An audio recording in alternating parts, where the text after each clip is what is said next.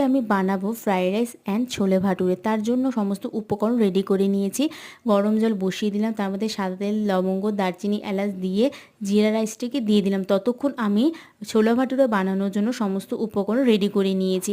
আলু, পেঁয়াজ, লঙ্কা, মশলা সমস্ত কিছু রেডি হয়ে গেছে। ছোলে ভাটুরে বানানোর জন্য প্রথমে আলুগুলো ভেজে নিলাম, তারপরে পেঁয়াজগুলো লাল লাল করে ভেজে নিলাম। আর আমার ছোলে ভাটুরের যে ছোলাগুলো সিদ্ধ অলমোস্ট হয়ে গেছে। আর একজন কমেন্ট করেছেন, একজন ভাই, তুমি কি চিকেন বিরিয়ানি বানাতে পারো? হ্যাঁ, অবশ্যই ভাই, আমি চিকেন বিরিয়ানি বানাতে পারি। আর কে কোথা থেকে বলছো অবশ্যই কমেন্টে বলবে, প্রত্যেকের নাম আমি নিব।